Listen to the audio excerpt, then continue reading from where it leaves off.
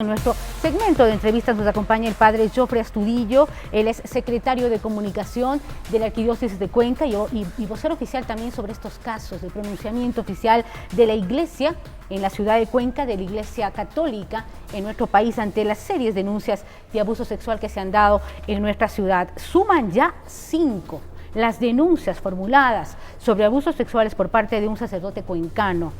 César C.M. ha sido acusado de supuestos actos que han sido llamados por la comunidad cuencana como una verdadera monstruosidad. Por ello hemos invitado al padre para que nos acompañe también y para analizar el tema de la investigación de la Iglesia ante estas denuncias que han sido en realidad tremendas y que han consternado a la comunidad cuencana y al país entero. Bienvenido, padre, un gusto que esté con nosotros para ir analizando en realidad qué es lo que ha hecho la Iglesia a partir de que se conocieron estos ya 5, como el de la semana pasada, que fue justamente el jueves pasado, fue el 5.º caso supuesto que está siendo investigado. ¿Cuáles han sido los puntos que tomó la Iglesia para, en este sentido, también sancionar y sobre todo condenar este tipo de abusos en caso de que sean ya totalmente investigados y definidos como tal?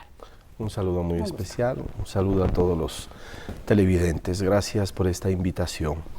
Sin duda alguna, para nosotros, para la Iglesia Católica, es un dolor muy grande pasar por este tipo de experiencias que son delitos. No los podemos negar, son delitos y tenemos nosotros la iniciativa del Papa Francisco en regla, cero tolerancia. Total. Es cierto que también nos rige el principio de transparencia y creo que yo constantemente he marcado esos dos principios cuando he podido abordar a los medios. Cero tolerancia, que es lo que pide el Papa Francisco ante el abuso sexual ocasionado por clérigos dentro de la Iglesia, y el principio de transparencia, que me conduce también a la verdad.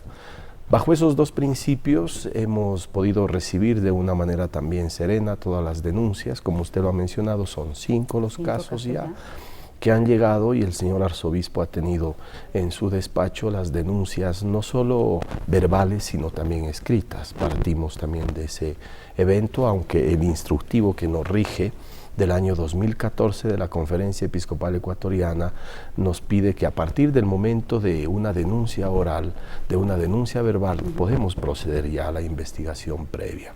Quiero recalcar que desde el momento en que supimos de este tipo de denuncias, iniciamos el proceso. No dudamos bajo ningún término de, pausar o hacer un poquito más lento el proceso, todo lo contrario. ¿Ha sido rápido el proceso? Más rápido, nuestro arzobispo recibió a las víctimas, yo envié el mensaje, agradecí a los medios de comunicación porque estaban haciendo un puente. Y ese puente sí ayudó muchísimo para que las personas se acercaran. La Iglesia tiene que favorecer estos procesos, la Iglesia tiene que apoyar a nuestras autoridades y la Iglesia también tiene que apoyar a los procesos que se realicen en torno a esto. Ahora, padre, el obispo justamente de la ciudad había mencionado días atrás, cuando se presentó el informe previo y la visita en la ciudad de Cuenca del delegado del Vaticano, del vicario judicial de la Iglesia de Chile, Jaime Ortiz de Lascano, habría mencionado también que se vive una crisis dentro de la Iglesia cuencana. Yo le pregunto, ¿esta crisis es de ahora? Y le hago esta pregunta, padre, porque en las calles la percepción ¿cuál es? Se dice en realidad que ha sido un secreto a voces. Se habla de que la denuncia fue presentada hace un par de meses atrás, cuando salió a la luz pública este tipo de casos, pero en la ciudad de Cuenca, este caso puntual del sacerdote César M. dice ha sido un secreto a voces. ¿El clérigo supo en algún momento, había una denuncia antes o a partir de estos meses atrás es que se sale a la luz esto y empiezan las investigaciones? Bueno, conocimos por parte de la familia Palacios que esta denuncia había sido puesta atrás, ya, ¿no? en el agosto del 2010, pero han tenido un diálogo con el obispo en ese momento, pero no había como una denuncia formal en la curia. Entonces desconozco un poquito cómo se habrá llevado el proceso anterior, ¿no? Pero yo le aseguro que desde el momento en que conocimos las denuncias a través de los medios, incluso yo en el contexto de una denuncia previa que se había hecho contra otro sacerdote que había sido ya sentenciado en primera instancia. Me sorprendieron los medios contándome sobre este tipo de denuncias, la desconocía personalmente y soy muy sincero, desconocí esta denuncia, inmediatamente yo me puse en contacto con el señor arzobispo que se encontraba con los otros obispos del país y también fue un poquito sorprendente. A partir de ese momento comenzamos a actuar, no nos hemos detenido. Usted ha mencionado al padre doctor Jaime Ortiz de Lascano, que muy gentilmente ha querido iniciar también el proceso de indagación previa. Es aquel que ha ayudado mucho a la Iglesia de Chile a poner claridad. Yo creo que la primera reparación que necesitan nuestras víctimas, a las que sinceramente en nombre de la Iglesia pedimos perdón, necesitan conocer la verdad. Y eso creo que ha hecho el padre Jaime Ortiz, y esa verdad saldrá el día de mañana. El señor arzobispo ha anunciado ya que se reunirá con las víctimas y le entregaremos las conclusiones y de alguna manera también alguna sanción previa contra este sacerdote. Correcto. Usted mencionó el tema de Chile, que ha sido también una conmoción en Chile. El obispo chileno, justamente, muchos obispos chilenos renunciaron por causas de abuso. Estamos hablando de que en los casos particulares se habla de 5 décadas. Obviamente las personas denunciantes, que están supuestos todavía los casos, se habla de 5 décadas de este abuso. Y yo le preguntaba, y quiero volver a reiterarle en esta pregunta, el Voz Populi, la comunidad cuencana se pregunta también y dice, en realidad nunca llegó a oídos de los sacerdotes de qué manera se puede analizar si existe algún comentario, porque se habla de poder del sacerdote y el propio poder de la Iglesia desde hace 5 décadas atrás, si es que retrocedemos un poco. Así es. En este sentido, ¿qué seguridad, qué confianza le damos a los fieles? Claro, por eso yo considero que el Papa Francisco ha sido un aire nuevo para nuestra Iglesia y con él garantizamos que se tomen cartas en el asunto. Si hemos cometido errores, no puedo hablar un poquito de la Iglesia pasada.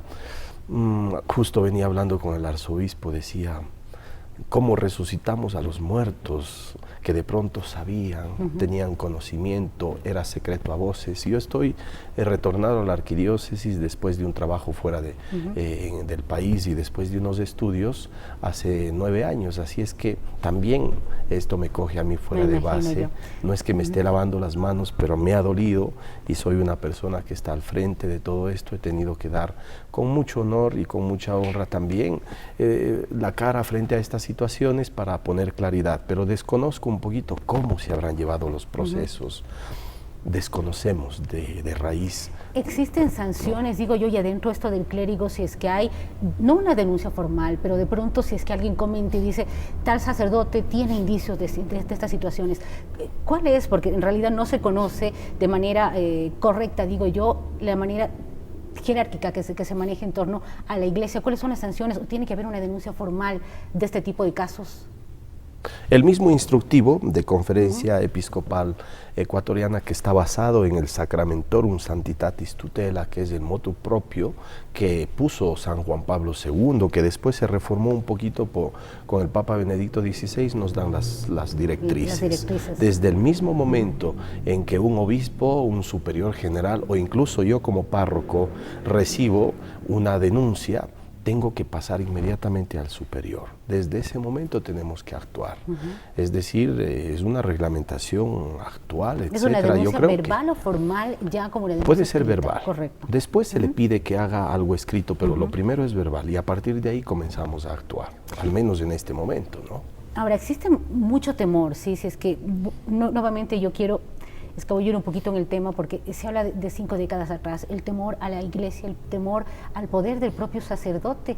¿Esto se está rompiendo ya? ¿Ha habido un cambio, un aire nuevo, como usted menciona, padre? Yo creo que sí, y créame que estas situaciones que usted menciona, que tienen años de historia, nos ayudan a hacer un mea culpa. Creo que desde San Juan Pablo II y con nuestro querido Papa Francisco nos invita sinceramente a hacer un mea culpa y a reconocer nuestros errores.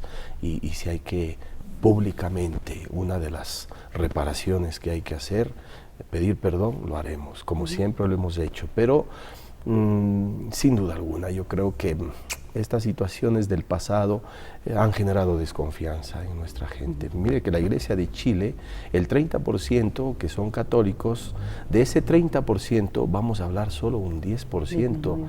Creen pero a medias. Así el 20% pueden ser católicos pero no tienen credibilidad.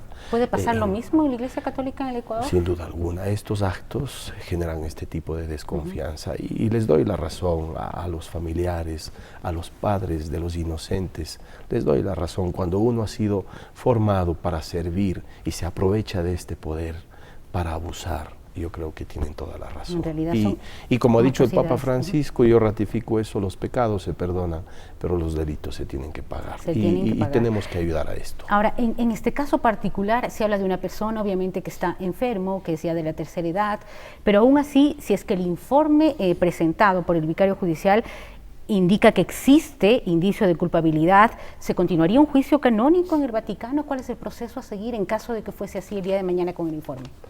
Bueno, la primera sanción, que es una sanción cautelar, es la suspensión. Y creo que eso se podría dar, ¿no? De hecho, mañana mismo se informará a las víctimas y después haremos un comunicado especial también para los medios para que conozcan, queremos la transparencia. ¿Se puede dar por anticipo esto? ¿Puede usted comunicarnos o tendremos que esperar hasta mañana? El anticipo es que mañana el señor arzobispo en la tarde ¿A qué hora tendremos el informe? Se reunirá. Yo creo que después de la entrega oficial hay un protocolo que hay que seguir, que es la entrega oficial de la información a las víctimas y después de eso a los medios de comunicación. Y las medidas cautelares, las sanciones que se han aplicado e inmediatamente se procederá a enviar toda la información a la Congregación de la Doctrina para la Fe. Ellos nos darán las directrices para proceder después con todas las sanciones y todo el proceso administrativo que se contempla en el Código de Derecho Canónico. Perfecto, padre. Estamos ya por terminar, pero sí quisiera concluir con esta pregunta, con esta interrogante también. Hoy se dio una marcha que pide fin al abuso sexual en contra de la niñez en la ciudad de Cuenca. Nuevamente las voces de los cuencanos se hicieron presentes, pero hay voces que aún son calladas. ¿Qué decirles a estas personas que en algún momento sufrieron algún abuso sexual por parte de algún miembro del clérigo y todavía tienen temor de denunciarlo, tienen miedo a hacerlo? Yo les invito a hacerlo. No se callen. Puede ser un clérigo, puede ser un profesor, que también hay muchos casos que se han quedado en la impunidad, puede ser un miembro de la familia. Yo he podido, en secreto de confesión, atender a una cantidad de víctimas, pero que tienen miedo de sacarlas a la luz. No les dé miedo. Yo creo que estas cosas tienen que ser denunciadas, que no les dé miedo la autoridad, la potestad que pueda tener X o Y persona. Denúncienlo. Yo estoy a favor de esta marcha porque es un derecho constitucional manifestarnos en contra mucho más de la violación de la violación sexual de los pequeños, de los inocentes. Hay que hacerlo y es una invitación de corazón para que denuncien. Yo creo que también en la arquidiócesis en este momento ustedes encuentran las puertas abiertas y les aceptaremos, les recibiremos con mucha fraternidad y también con mucho cariño y gran misericordia.